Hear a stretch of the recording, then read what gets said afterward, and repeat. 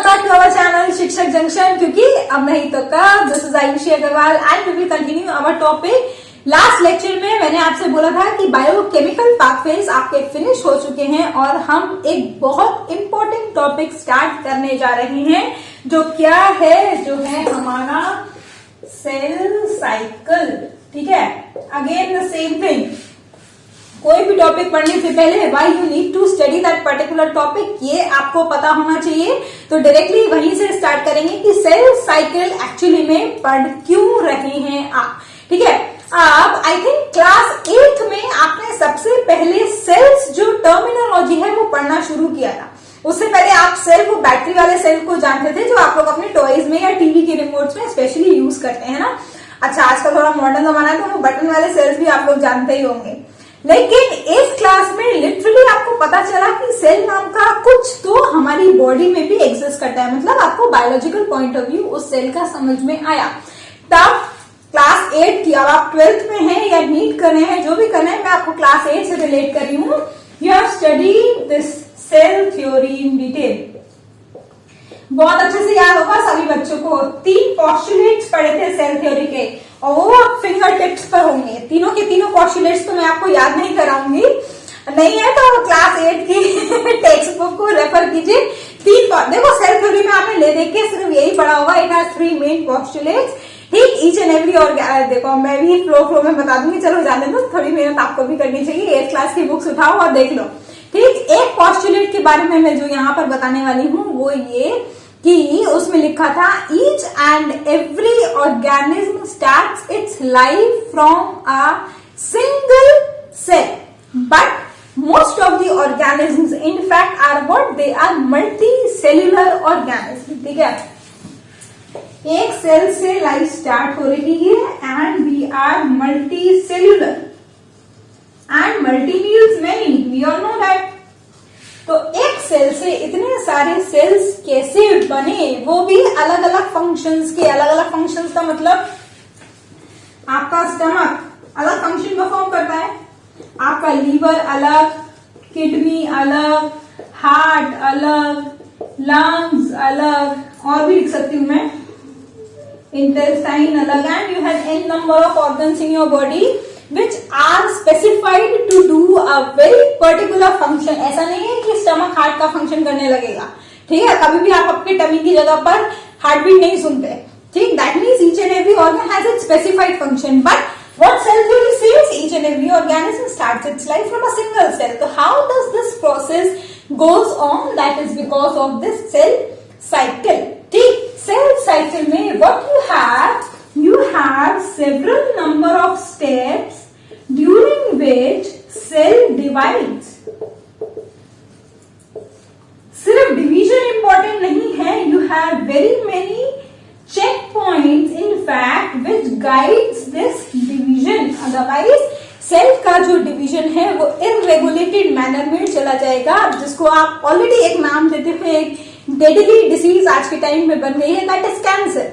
ठीक, जब cell uncontrolled manner में डिवाइड करेगा, जब उसके सेल डिवीजन के ऊपर चेक पॉइंट्स नहीं होंगे, then you have a very deadly disease that is coming into picture nowadays, specially at a very high rate, you all know that. तो क्या है, cell divide during this process of cell cycle और cell division and it is guided by certain check points. Check points आप अभी discuss नहीं करेंगे, वो in fact आपका अगर आप हायर स्टडीज की तरफ जाते हैं तो जो आपका गेट एग्जाम होगा या फिर आप जो बीटेक करेंगे उसमें समझ में आएगा, अभी पढ़ने की जरूरत नहीं है। अभी मैं आपको क्या बताऊंगी कि कौन कौन सी ऐसी स्टेजेस होती हैं जिनके थ्रू सेल जाता है और फिर वो डिवाइड होता है, वो साइक्लिक मैनर में चलेगी, इसीलिए हम उसको बोलते हैं सेल साइकिल। ठीक, ये तो हो गया क्यों। अब देखो क्या पढ़ेंगे हम। सबसे पहले, before going into much detail about the cell cycle, what you need to study first is the phases of cell cycle। अब आपको मेरे साथ में कंटिन्यूटी बनानी पड़ेगी, मतलब वीडियो को या लेक्चर को स्किप करके नहीं देख सकते आप, क्योंकि मैं हाफाजाई मोड में जाने वाली हूँ। आधी चीजें इधर लिखी होंगी, आधी चीजें इधर लिखी होंगी। अगर स्किप किया तो समझ में नहीं आएगा कि मैं क्या बताना चाह रही हूँ। ठीक है, ये भी कह सकते हो कि मैं बोर्ड नहीं रख करना चाहती, इसीलिए ऐसा कर रही हूँ, जो मानना है मान लो। Phases of cell cycle. Cell cycle में एक्चुअली ये बात सच में बोर्ड नहीं रखना चाह रही हूँ, इसीलिए मैं हाइपोथेटिकल मोड में चली जाऊंगी। फेजेस सेल साइकिल के सिर्फ और सिर्फ 2 फेजेस होते हैं। ठीक, कौन कौन से हैं वो 2 फेजेस? उन्हीं 2 फेजेस के अंदर आपकी पूरी की पूरी सेल साइकिल चलेगी। हाँ, 2 मेन फेजेस है, सब स्टेजेस ऑब्वियसली आएंगी। बायोलॉजी इतनी सिंपल नहीं हो सकती जितना आप समझ रहे हैं, उतनी डिफिकल्ट भी नहीं है, या बायोटेक उतनी डिफिकल्ट भी नहीं है जितना आप लोग समझते हैं उसको। ठीक है, interphase and M phase. This M stands for mitosis. अभी आगे अगले वाले लेक्चर में मियोसिस भी आएगा, उसको भी ध्यान से पढ़ना है। पहले माइटोसिस का कॉन्सेप्ट समझ लो, मियोसिस अपने आप उससे थोड़ा सा समझ में आ जाएगा, पूरा नहीं आ पाएगा, इसका मतलब लेक्चर तो देखना ही पड़ेगा। इंटरफेज और एम फेज। ये एम फेज जो है वो होता है डिवाइडिंग फेज। इंटरफेज वो फेज होता है जब सेल खुद को प्रिपेयर करता है ताकि वो डिवीजन में जा सके। ठीक, इंटर का मतलब बीच का, तो बीच का मतलब डिवीजन के बीच का एक ऐसा phase when cell actually prepares itself कि yes I have to go for the division after this phase. तो इंटरफेज उसके लिए। अब इसमें भी अलग अलग डिवीजन। सबसे पहले देखो जरा, इंटरफेज में you have 3 stages that comes into picture, G1, S and G2। M phase में 4 फेजेस। प्रोफेज, चिंता मत करो, सारे के सारे फेजेस मैं समझाऊंगी अभी। मेटाफेज, उसके बाद आएगा आपका एनाफेज, फिर लास्ट में आएगा टीलोफेज। ठीक, ये होती है उसके सब स्टेजेस। मियोसिस में थोड़ा और कॉम्प्लिकेशन आ जाएगा, but never mind, I am here to explain you each and everything in detail. ठीक, इंटरफेज की बात करेंगे। G1, S, G2, मेटाफेज के 4, प्रोफेज, मेटाफेज, एनाफेज और टीलोफेज। अब मैं आलस नहीं दिखा सकती, अब मेरे को बोर्ड रब करना ही पड़ेगा, and I am doing that for you. सबसे पहले तो इंटरफेज वाली जो चीज है ना, उसी को समझाऊंगी कि कैसे इंटरफेज और एम फेज की जो साइकिल्स है वो रिलेट होती हैं। देखो जरा, देखो ये बनाया एक सर्कल, क्योंकि साइकिल है इसलिए साइकिल के लिए आपको पता है सर्कल बनाना पड़ेगा। ठीक, सबसे पहले आएगी हमारी G1, S, G2 और इसके बाद ये पर्टिकुलर स्टेज जाएगी एम फेज के लिए, यानी कि ये पूरा इंटरफेज। ये हो गया हमारा माइटोसिस या एम फेज। ठीक, अब देखो इसमें अच्छा एक और फेज यहीं पर बना देती हूं मैं, वो वहां पर नहीं लिखा बट यहाँ पर बनाना इसलिए जरूरी है जिससे आपको बाद में समझ में आएगा कि ये क्या है। मैं बताऊंगी कब समझ में आएगा। देखो एक एक करके जाते हैं, इसी में सारा कुछ समझा दूंगी। G1, फिर S और G2, ये सीक्वेंस आपको याद रखना पड़ेगा, गड़बड़ नहीं कर सकते। सबसे पहले आएगा G1 phase. G1 phase actually में सब पहले इसको रेस्टिंग फेज बोला जाता था।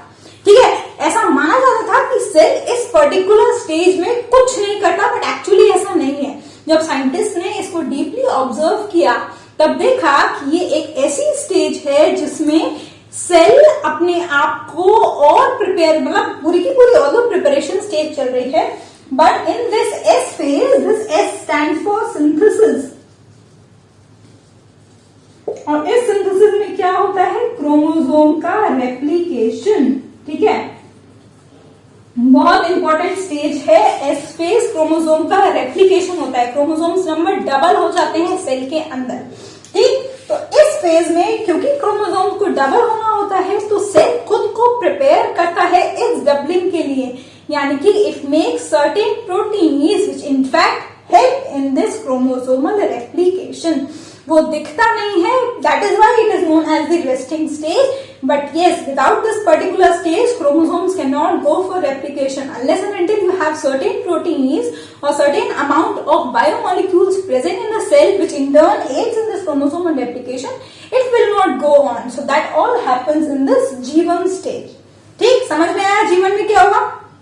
उसके बाद आया एस फेज यानी कि सिंथेसिस फेज। मैंने आपको बताया in this particular stage the cell prepares और the cell divides its chromosome, not in fact divides, it replicates its chromosome. Replica का मतलब होता है डबल कॉपी बनाना। ठीक है, तो क्या करता है, यहाँ पर ही क्रोमोसोम का रेप्लिकेशन होगा। G2 फेज में सेल अपने आप को फिर से तैयार करेगा, किसके लिए? क्योंकि अब उसे फाइनली सेल डिवीजन के लिए जाना है, तो G2 में भी वही तैयारी होगी। यहाँ पर बायोमोलिक्यूल्स बने, मैक्रोमोलिक्यूल्स बने, प्रोटीन बना हमारा, उसके अलावा सेल को जो भी एनर्जी चाहिए थी वो इकट्ठी हुई। यहाँ पर ऑर्गेनेलीज बनती हैं क्योंकि सेल को आगे जाके डिवाइड होना है। ठीक, अब सेल जब डिवाइड हो रहा है तो ऑब्वियसली पेरेंट सेल के पास में जो भी ऑर्गेनेलीज होंगी, be it Golgi, be it ER, be it peroxisome, glyoxysome, जितने भी हैं जो आपने पहले पढ़े हैं, वो सारी की सारी उसको रेप्लिका चाहिए, सारी की सारी डबल अमाउंट में चाहिए, जिससे कि सेल डिवाइड हो पाए। तो वो सारा कुछ हमारा G2 स्टेज में बनेगा। उसके बाद आएगी हमारी M फेज, जिसको हम बोलते हैं डिवीजन फेज या फिर माइटोटिक फेज। इस M फेज के बारे में पढ़ेंगे, लेकिन उससे पहले एक और इम्पोर्टेंट बात, जिसके लिए आगे मुझे थोड़ा सा रब और करना पड़ेगा। आई होप कि जितना कुछ मैं बता रही हूँ आप लोग साथ साथ में लिखते भी जा रहे हो। अगर नहीं लिख रहे होंगे तो प्रॉब्लम होगी, और अगर उस प्रॉब्लम से और थोड़ा बचना है तो you can ask me for the notes, but for that you have to approach me either through the number that is given on the channel or through the Gmail ID. ठीक, comments में भी बोल सकते हो, obviously no matter in that. हाँ, अब देखो ये G0 क्या है।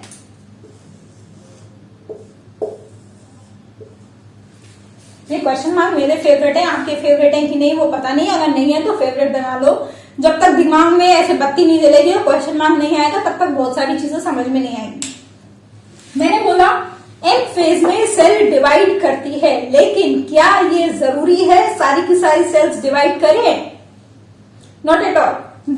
इन fact there are various types of cells जिनका डिवीजन रेट डिफर करता है, जैसे कि you have somatic cells which divide at normal rate, divide होती रहती है, डिस्ट्रॉय होती रहती है बॉडी के अंदर। तो these somatic cells have the normal rate of cell division। इसके अलावा कुछ सेल्स होती हैं जो डिवीजन शो नहीं करती, those are differentiated cells which do not show division। for example brain cells और न्यूरॉन, सुना भी होगा, अगर ब्रेन के सेल्स डैमेज हो जाते हैं तो वो रीजनरेट नहीं हो सकते। क्यों? क्योंकि वो डिफरेंशिएटेड सेल्स हैं। इनफैक्ट बहुत सारे ऐसे सेल्स हैं जो डिफरेंशिएट हो जाते हैं और फिर उसके बाद डिवाइड नहीं हो सकते। इसी डिफरेंशिएटेड सेल्स को वापस से बनाने के लिए you have the stem cell concept. अब मैं उधर नहीं जाऊंगी, पूरा अलग टॉपिक चला जाएगा, एक नया टॉपिक आप लोग को शायद पढ़ने को मिलेगा। अगर किसी को इंटरेस्ट हो तो you have the Google there, you can search it, and if you want a video to come just let me know, I'll make a video on that too। ठीक है, ये differentiated cells कौन से भी जो divide नहीं करते, that means these differentiated cells have entered into a particular stage that is known as G0 stage, और इसकी अगर फुल फॉर्म लिखें तो it is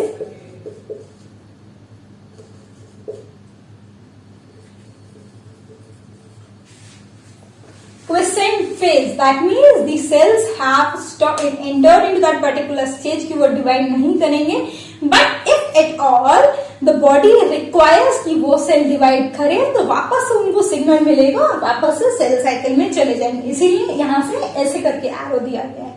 ठीक है, G0 में जाने का ये बिल्कुल भी मतलब नहीं है कि सेल्स डिवाइड नहीं करेंगे। सेल्स डिवाइड कर सकते हैं, लेकिन कब करेंगे?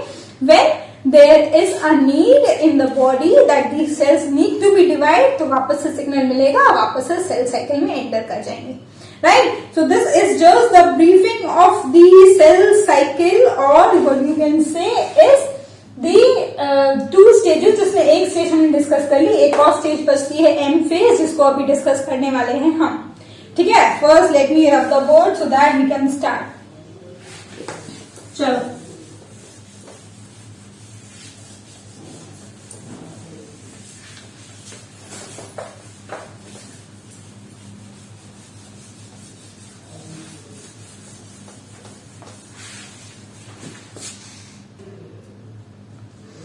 तो my board is now all set to define you on the M phase, that is the mitotic phase। Mitosis भी लिख सकते हैं इसको। ठीक है, स्पेलिंग याद कर लेना, माइटोसिस है, मियोसिस नहीं है। नेक्स्ट लेक्चर में मियोसिस, इनफैक्ट नेक्स्ट लेक्चर में भी नहीं, चलो एक ट्विस्ट दे देते हैं कहानी में।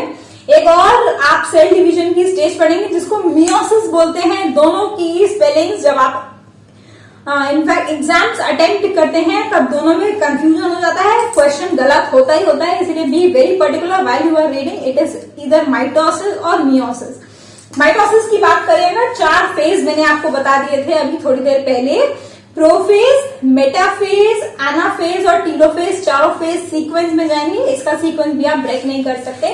इस माइटोसिस को एक और नाम देते हैं जिसको हम बोलते हैं इक्वेशनल डिवीजन। इक्वेशन डिवीजन बनाने से पहले जो क्रोमोसोमल वाला पॉइंट है वो शायद आपको अच्छे से नहीं समझ में आ रहा होगा। बहुत सारे बच्चों को कंफ्यूजन होता है, क्या क्रोमोसोम है, क्या क्रोमेटिड है, sister chromosome, homologous chromosome, non sister chromosome, non sister chromatid, sorry, फिर सेंट्रोमियर, काइनेटोकोर, ऐसी बहुत सारी टर्मिनोलॉजीज है जो आपको बिल्कुल ऐसे ऊपर से जा रही होंगी, लेकिन उसके लिए भी सॉल्यूशन है। I have uploaded the videos in the playlist crash course genetics के अंदर सारी वीडियोस अपलोडेड हैं, जिसके फर्स्ट लेक्चर में ही मैंने आपको ये सारी टर्मिनोलॉजीज का मतलब बताया है, साथ में डिस्क्रिप्शन में नोट्स भी दिए हुए हैं। बस आपको कुछ नहीं करना, वो वीडियोस को वॉच करना है, दैट्स इट। घर बैठे बैठे इतना सारा कुछ मिल रहा है, इससे ज्यादा कुछ नहीं दे पाऊंगी मैं, ठीक है। It's all up to you how you grab it, right. चलो, अब इक्वेशनल डिवीजन क्यों बोलते हैं इसको, वो देखो। इक्वेशनल डिवीजन इसलिए क्योंकि number of chromosomes in the parent cell as well as daughter cells remain same. That means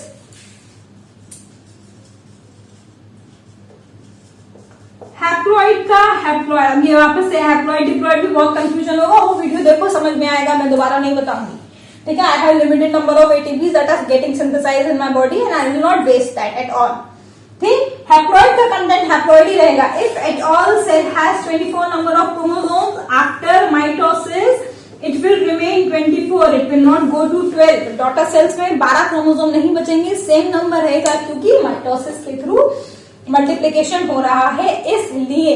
बाकी की जो और डिटेल्स हैं आई थिंक वो नेक्स्ट लेक्चर में ही कवर करूंगी, उससे पहले 2 टर्मिनोलॉजीज का मतलब समझ लो। चलो,